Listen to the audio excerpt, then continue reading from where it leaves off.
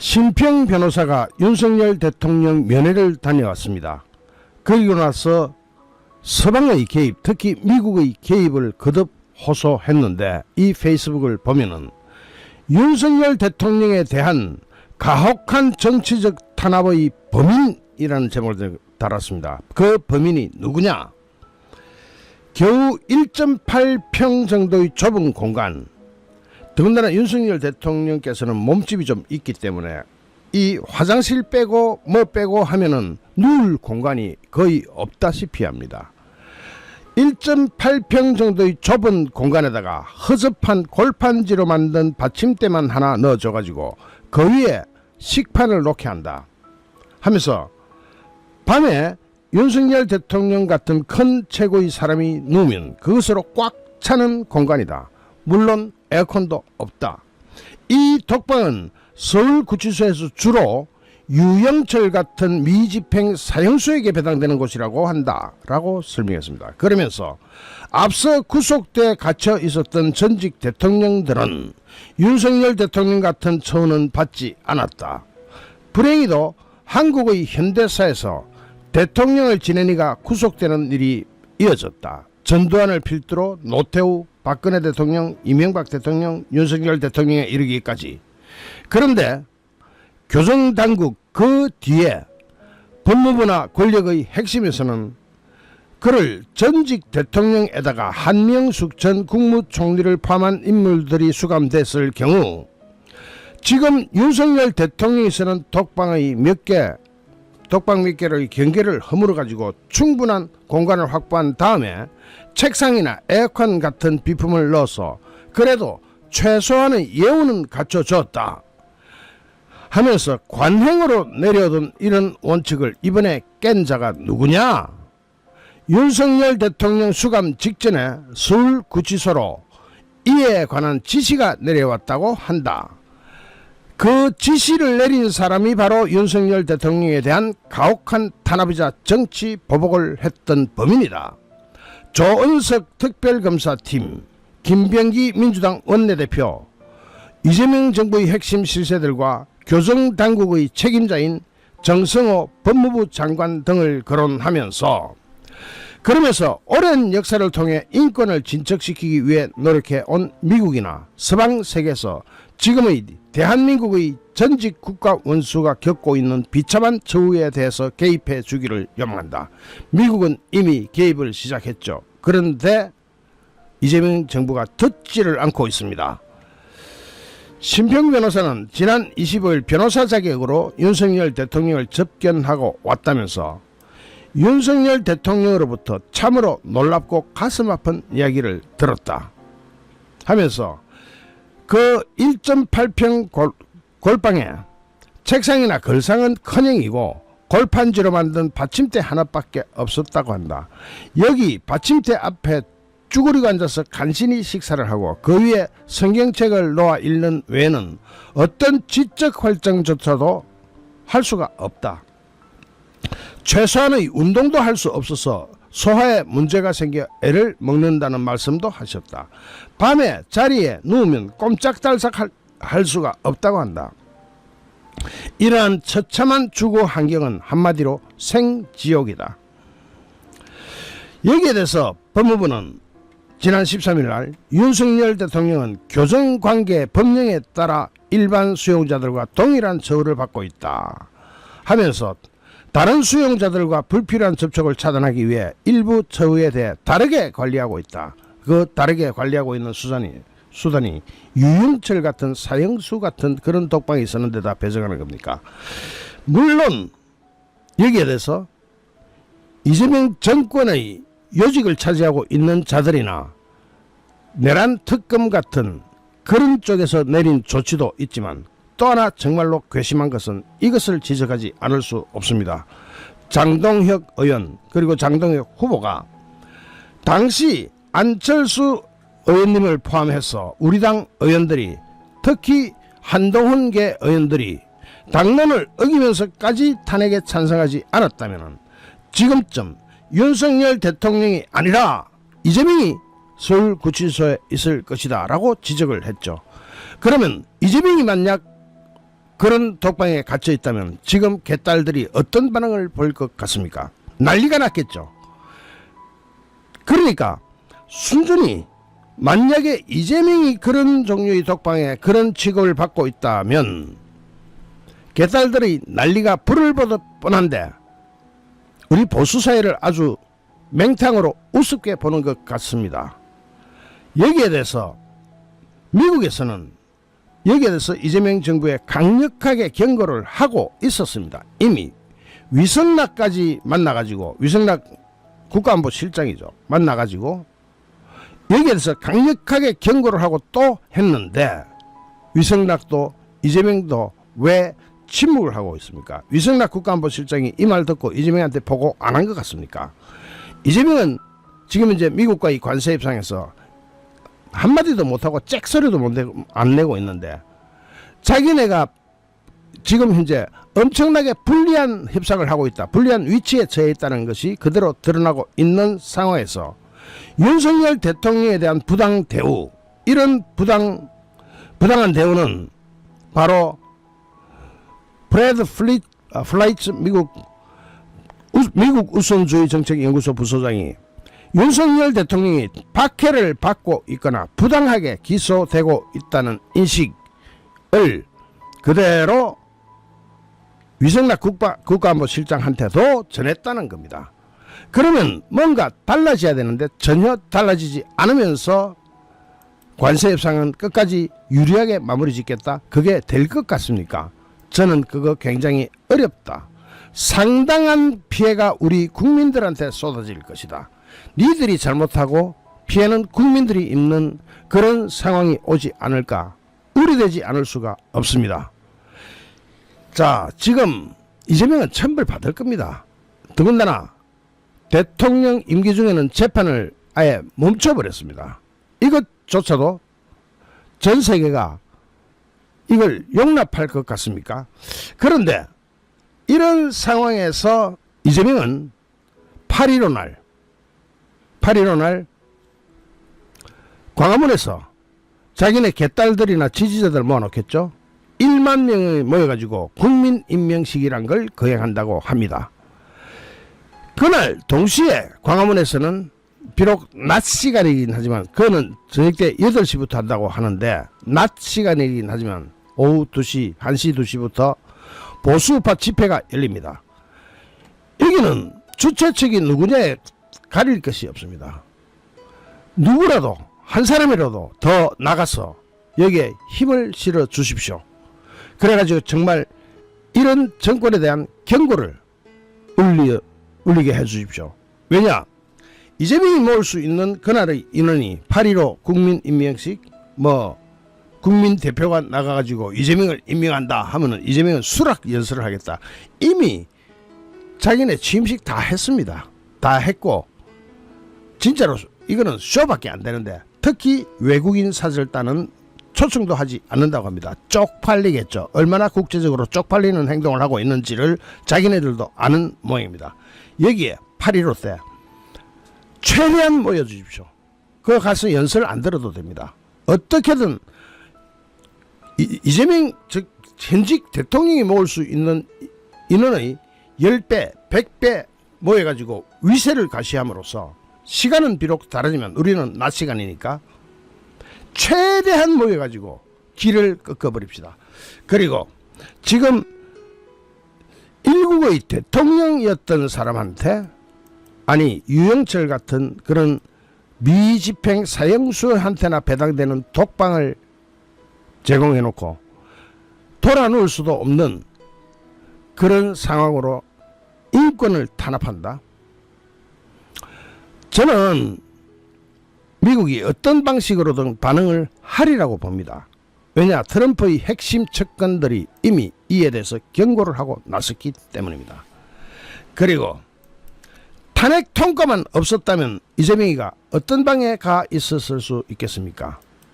탄핵 통과. 저는요, 계엄령에 대한 찬성 반대는 각자 입장에 따라서 충분히 가능하다고 봅니다. 계엄령에 찬성했다 치더라도 또는 반대했다 치더라도 탄핵 통과만 안 시켰으면 그 자리는 이재명이 가 있었을 자리입니다. 명심하셔야 됩니다. 우리 보수 우파가 정말로 분열을 한 결과 이 꼴을 맞이하게 됐습니다. 그리고 탄핵 통과에 참여했던 국민의힘 소속 국회의원들은 거기에 대한 대가를 고스란히 받을 겁니다. 이준떡도 자기가 탄핵 통과시키고 그게 표는 3표밖에 없지만 개혁신당이라는 이름으로 그쪽에 탄핵 통과에 참여시키다가 이준떡이가 바로 압수수색의 대상이 돼가지고 압수수색에는 영장에는 피의자로 적시됐습니다. 그거 통과시켜줬다고 이재명 정권이 보은할 것 같습니까? 어린 반푼어치도 없는 이야기입니다. 탄핵 통과를 시켜준 보수 우파 전체를 통틀어서 국회의원들, 정치인들, 당신네들이 먼저 당할 수도 있습니다. 여러분 제 뒤에 나오는 사진 한번 보십시오. 저 사진 나오죠? 세 사람. 저 제일 왼쪽에 있는 사람이 바로 프레드 플라이츠 미국 우선주의 정책연구소 부소장입니다. 그리고 중간에 키가 좀 작죠? 위성락 국가안보실장이 저기 딱 사진 찍혀 있죠. 그리고 오른쪽에는 스티브 H 헤리티지 재단 선임 연구원.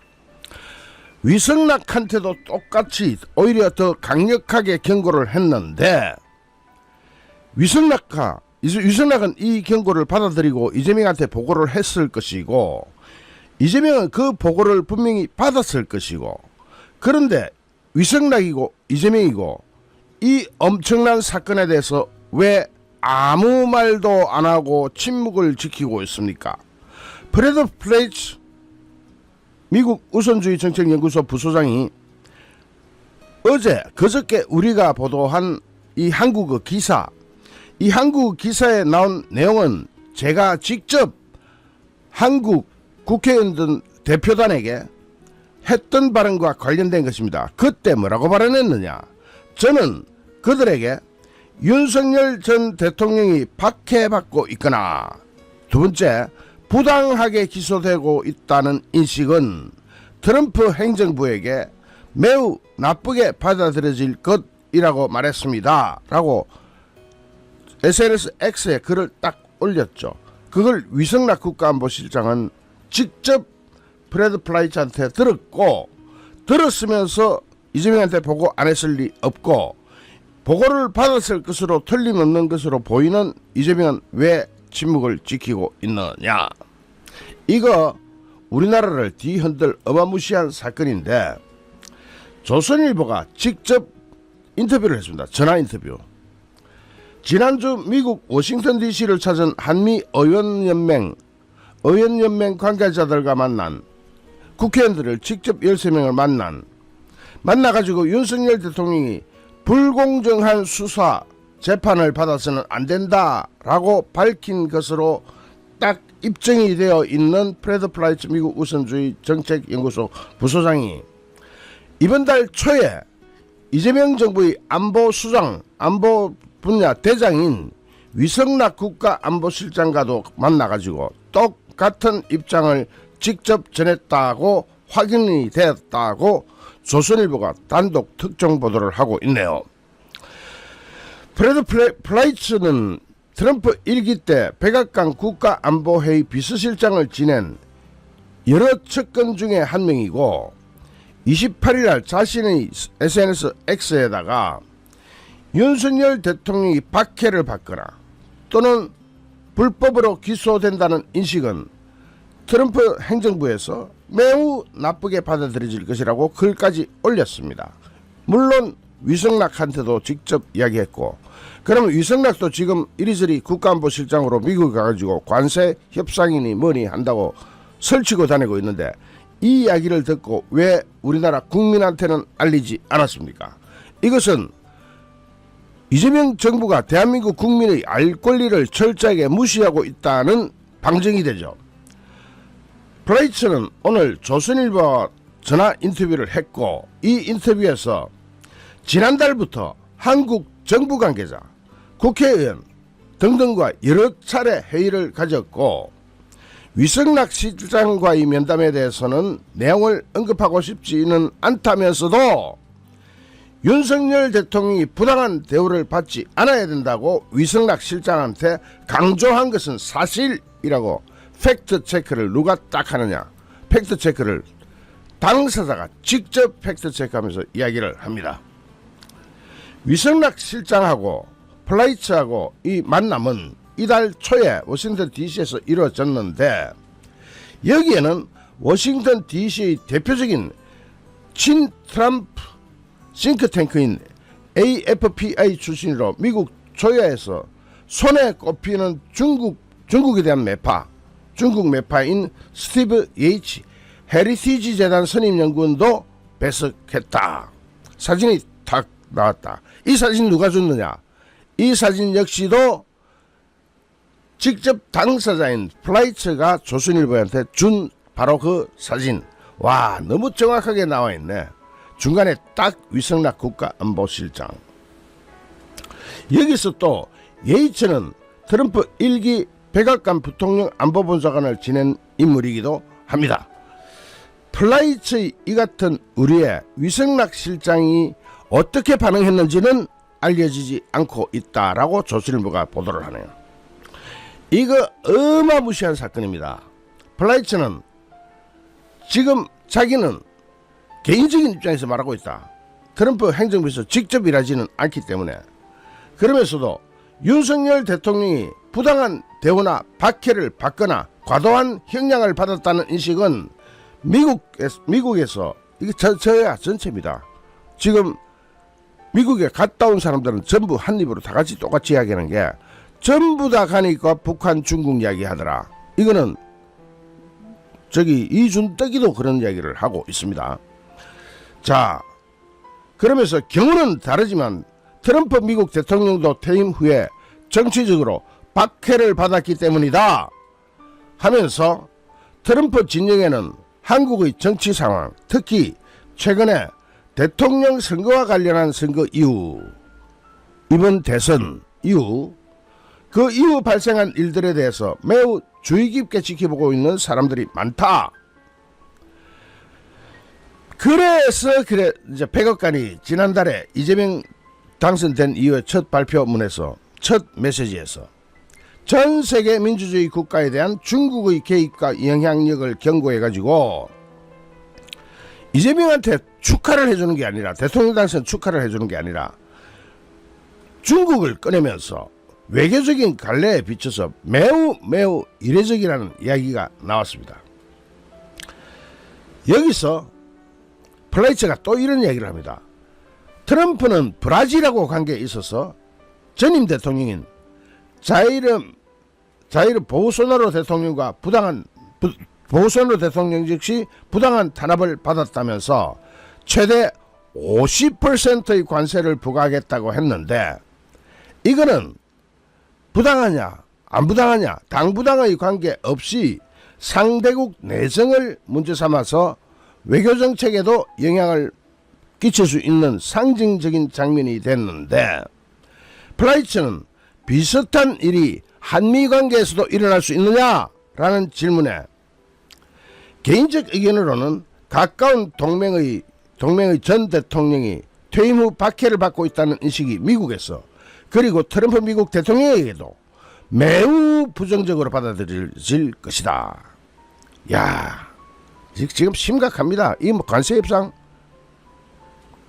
이것과 관세 협상이 분리될 수 있는지는 모르겠는데, 어쨌든 플라이츠는 지난주 한미 의원연맹 의원과의 면담에서도 비슷한 취지로 주장했는데, 거기에 대해서 몇몇은 자기 발언에 대해서 기뻐했고 몇몇은 꽤 짜증을 냈다. 한미 의원연맹, 여기는 국민의힘도 같죠.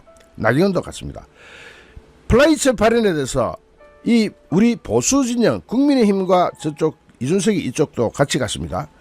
그러니까 그쪽은 매우 기뻐했고 몇몇은 꽤 짜증을 냈다 라고 주변에 언급한 것으로 전해졌다고 합니다. 이 발언을 하자 미국에서 그랬죠. 나경원 박수를 쳤을 것이고, 플라이츠는 최근 윤석열 대통령과 관련된 언론 보도를 언급하면서 조선일보에다가 구금 상태로 제대로 대우받지 못하고 있다. 사형이나 종신형에 처해질 가능성이 있다고 하는데 나는 매우 우려하고 있다. 또 플라이치는 출범 2달째 접어드는 이재명 정부에 관해서 이재명은 미국과 가까운 실용적인 외교를 펼치면서 중국과 북한에 강경한 태도를 취하겠다고 약속을 했다. 이야, 정말 이재명이 중국과 북한에 강경한 태도를 취하기로 약속을 했다고? 이거 믿을 수 있을는지 모르겠는데 어쨌든 그러면서 한미동맹을 강력하게 가져가면서도 중국과 러시아 관계를 관리하는 식으로 균형을 가지고 갈 수 있느냐, 실용 외교, 군형 외교를 할 수 있느냐는 질문에 물론 아니다. 딱 잘랐습니다. 미국은 수십 년 동안 한국과 강력하고 긴밀한 관계를 유지해 왔으나 현 정부에서도 그 관계가 계속 유지되기를 희망한다. 계속 유지되게 하려면 어떻게 해야 되는지. 자, 플라이치는 또 대만 양안 갈등과 관련해서 아시아 태평양 지역의 심각한 대표적인 안보 위협이라면서 모든 국가, 특히 한국, 미국, 일본, 한미일 삼각관계에 영향을 미칠 것이기 때문에 중국이 대만에 군사행동을 취하지 않도록 이 삼국 문제 논의를 하는 것이다. 자, 지금 이 AFPI가 그냥 무시할 때가 아니라는 것이 위성락 안보실장은 물론이고 기타 우리나라 지금 이 관세 교섭 팀들이 열을 안 찾아가면 안 될 정도로 트럼프의 핵심 측근들이 모인 그런 모임입니다. 이게 그냥 무시할 수가 없다는 거죠. 구윤철 경제부총리 겸 기획재정부 장관도 워싱턴 DC를 찾았을 때 여기에 관련 일정이 있는 것으로 알려주고 또 만난다. 그래도 또 만나는가 봐. 그리고 또 만났잖아. 실제로 여기서 진짜 중요한 문제가 자 이게 자 요게 트럼프하고 찍은 내용입니다. 여기서 지금 이제 구윤철 기재부 장관 역시도 만났고 또 만날 것이고 안 만나면 안 되겠고 속이 뒤집어지고 열이 받겠죠 이재명. 그런데 왜 이렇게 경고를 받았으면서 우리 국민한테 여기 한 문장도 언급하지 않고 알리지를 않았느냐. 이것은 두고두고 문제가 될 겁니다. 왜 숨겼냐. 자 여기서 플라이처는 이재명 정부에 관해서 어떤 조언을 해줄 수 있느냐라는 조선일보 질문에 한국은 북중러의 점정하는 안보 위협에 맞서서 미국, 일본과 안보동맹을 유지하고 단호한 입장을 유지하는 것이 중요하다고 생각한다. 중국 끊어라, 북한 끊어라, 러시아 끊어라 이 말입니다. 노골적으로. 그러면서 이 부분에서는 실수의 공간이 허용되지 않는다. 이 부분에 실수라는 것은 있을 수 없다. 한 번 실수하면 너는 날아간다. 자 여기서 너는 날아간다는 것이 여기 들어가 있지는 않습니다만 그 말입니다. 이 부분에서는 실수의 공간이 허용되지 않는다 하면서 이것은 내가 지금까지 들은 바로는 이재명 정부가 그렇게 계획하고 있는 것이다.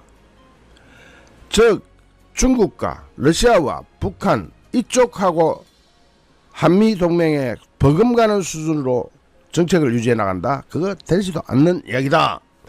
미국은 우리 동맹이자 가까운 친구인 한일과 한국과 일본과 계속 긴밀히 협력해서 지역 안정을 촉진해야 한다.